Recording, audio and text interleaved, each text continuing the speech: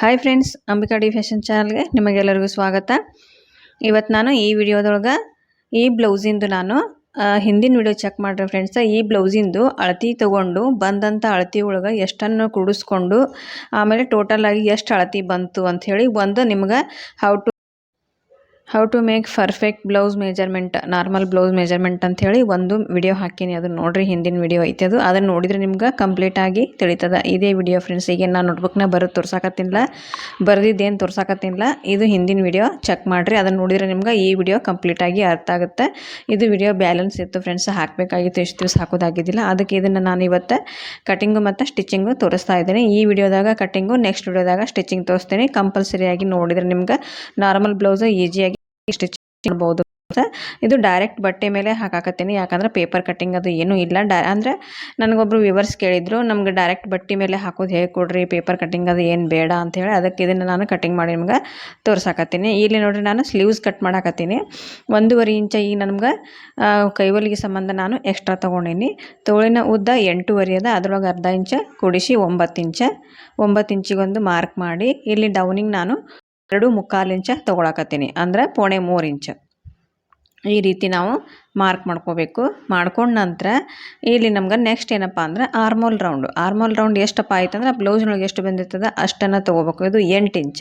ಇಲ್ಲಿ ನಮ್ಗೆ ಮುಂದೆ 1.5 ಇಂಚ್ ಮಾರ್ಜಿನ್ ಎಕ್ಸ್ಟ್ರಾ, ಇಲ್ಲಿ ಮಾರ್ಜಿನ್ಗೆ ಅರ್ಬಿ ಇಲ್ಲ, ನಾವು ಎಕ್ಸ್ಟ್ರಾ ಅಟ್ಯಾಚ್ ಮಾಡ್ಕೋಬೇಕಾಗ್ತದೆ.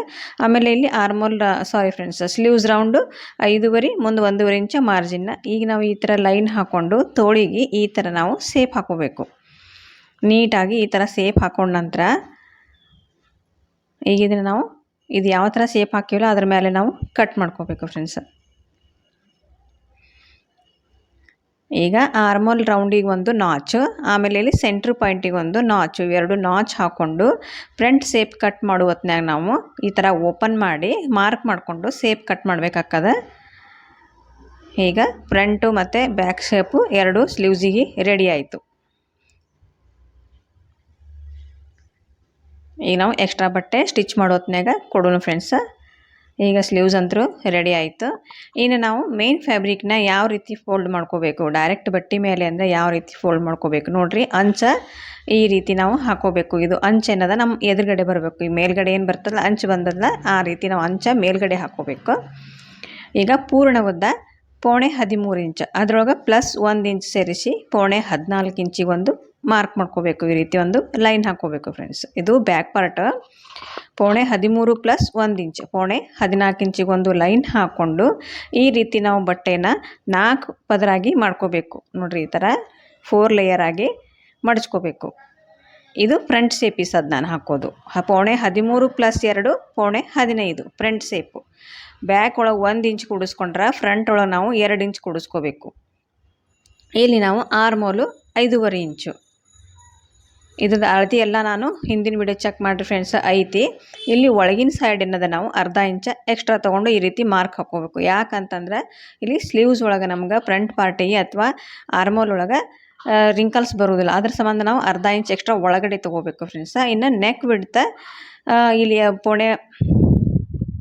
ಶೋಲ್ಡರು 0.6 ಇಂಚ, ಶೋಲ್ಡ್ರ್ ಪಟ್ಟಿ 3 ಇಂಚ ಈ ರೀತಿ ನಾನು ಮಾರ್ಕ್ ಮಾಡ್ಕೊಂಡೀನಿ. ಆಮೇಲೆ ನೆಕ್ ಮುಂದಿನ ಕೊರಳು 7 ಇಂಚ, ಎದೆ ಸುತ್ತಳತೆ 9.5, ಅದ್ರೊಳಗೆ ಅರ್ಧ ಇಂಚ್ ಕೂಡಿಸಿ 10. ಯಾಕಂದ್ರೆ ಟಕ್ಸ್ ಬರುತ್ತೆ, ಅದಕ್ಕೆ ನಾವು ಅರ್ಧ ಇಂಚ್ ಕೂಡಿಸ್ಕೋಬೇಕು ಫ್ರಂಟ್ ಪಾರ್ಟ್ ಒಳಗೆ. ಬ್ಯಾಕ್ ಪಾರ್ಟ್ ಒಳಗಿಲ್ಲ. ಈಗ ನಾವು 2 ಸೇರಿ ಹಾಕೋದ್ರಿಂದ ನೆಕ್ಸ್ಟ್ ನಿಮಗೆ ತೋರಿಸ್ತೀನಿ ಯಾವ ರೀತಿ ಬರುತ್ತೆ ಫ್ರಂಟು ಬ್ಯಾಕ್ ಅಂಥೇಳಿ. ಈಗ ಸೊಂಟದ ಅಳತೆ 8 ಇಂಚ, ಅದ್ರೊಳಗೆ ನಾವು 3 ಇಂಚ ಎಕ್ಸ್ಟ್ರಾ ತೊಗೋಬೇಕು. ಯಾಕಂದ್ರೆ ಕಪ್ಸ್ ಸಂಬಂಧ ಕಪ್ಸ ನೀಟಾಗಿ ಎದೆ ಅಳತೆ ಎಕ್ಸ್ಟ್ರಾ ಬರಬೇಕು.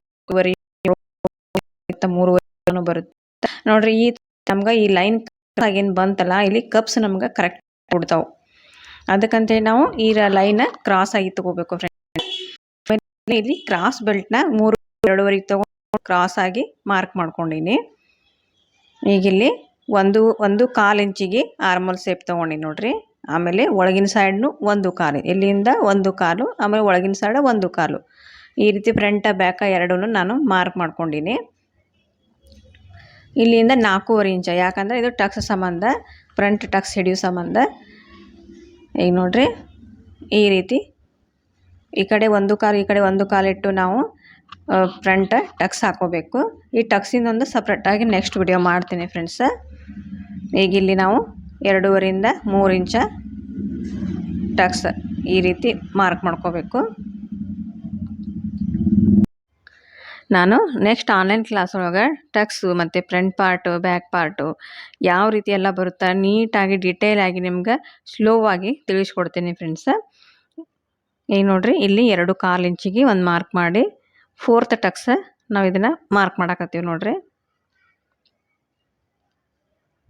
ಈಗ ನಮ್ಗೆ 4 ಟಕ್ಸ ಹಿಡಿಯೋದು ಬೇಡಪ್ಪ ಫ್ರಂಟ್ ಪಾರ್ಟ್ ಒಳಗೆ ಅಂತಂದ್ರೆ ನೀವು ಈ ರೀತಿ 1/2 ಇಂಚ ಎಕ್ಸ್ಟ್ರಾ ತೊಗೊಳ್ಬೇಕು. ಇಲ್ಲಿ ಈ ರೀತಿ ಎಕ್ಸ್ಟ್ರಾ ತೊಗೊಂಡು ಇದನ್ನು ಕಟ್ ಮಾಡ್ಕೋಬೇಕು ಫ್ರೆಂಡ್ಸ್. ಮತ್ತು ಈ ಟಕ್ಸ್ ಹಿಡಿತೀವಂತಂದ್ರೆ ಇದನ್ನು ಕಟ್ ಮಾಡ್ಕೋಬಾರ್ದು, ಎಕ್ಸ್ಟ್ರಾ ಏನು ತೊಗೊಂಡಿವಲ್ಲ ಕಟ್ ಮಾಡ್ಕೋಬಾರ್ದು. ಈಗ ಇದನ್ನು ನಾವು ಈಗ ನೋಡಿರಿ ಇಲ್ಲಿ ಬಸ್ಟ್ ಪಾಯಿಂಟ 9 ಇಂಚ್ ಅದ, ಅದ್ರೊಳಗೆ ನಾವು 1/2 ಇಂಚ್ ಕೂಡಿಸಿ 9.5 ಇಲ್ಲಿ ನಾವು ಮಾರ್ಕ್ ಮಾಡೀವಿ. ಇದೆಲ್ಲ ನಿಮ್ಗೆ ನೆಕ್ಸ್ಟ್ ಇನ್ ಡಿಟೇಲ್ ಆಗಿ ಹೇಳ್ತೀನಿ ಫ್ರೆಂಡ್ಸ್. ಈಗಿದು ಫ್ರಂಟ್ ಪಾರ್ಟ ಟಕ್ಸ್ ರೆಡಿ ಆಯಿತು. ಈ ರೀತಿ ಬರಬೇಕು ನೋಡಿರಿ ಫ್ರಂಟ್ ಪಾರ್ಟ್ ಟಕ್ಸ್. ಈಗ ಇದನ್ನು ನಾವು ಕಟ್ಟಿಂಗ್ ಮಾಡ್ಕೊಳ್ಳೋಣ ಫ್ರೆಂಡ್ಸ್. ಎಲ್ಲರೂ ದಯವಿಟ್ಟು ನನ್ನ ಚಾನಲ್ನ ಸಬ್ಸ್ಕ್ರೈಬ್ ಮಾಡ್ಕೊಳ್ಳಿ ಅಂತ ಕೇಳತ್ತೀನಿ ಫ್ರೆಂಡ್ಸ್.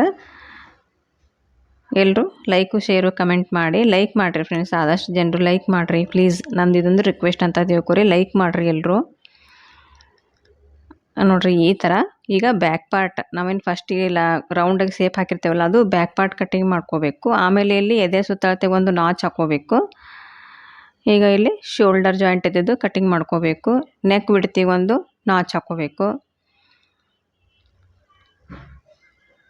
ಈಗ ನೋಡ್ರಿ ಬ್ಯಾಕು ಫ್ರಂಟು ಸಪ್ರೇಟ್ ಮಾಡೀನಿ.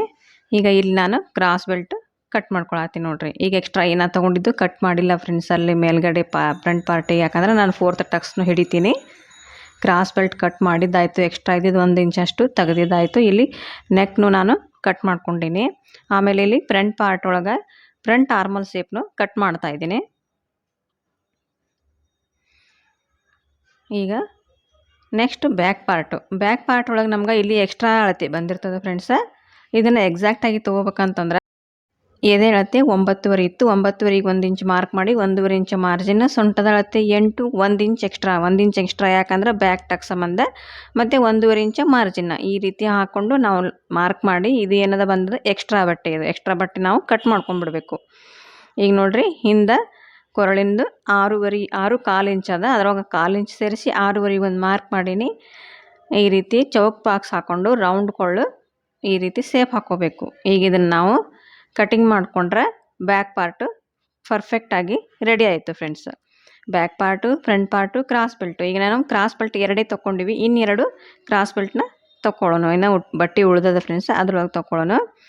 ಈಗ ನೋಡ್ರಿ ಇಲ್ಲಿ ಇನ್ನೆರಡು ಕ್ರಾಸ್ ಬೆಲ್ಟ್ ನಾವು ಕಟಿಂಗ್ ಮಾಡ್ಕೊಳ್ಳೋಣ.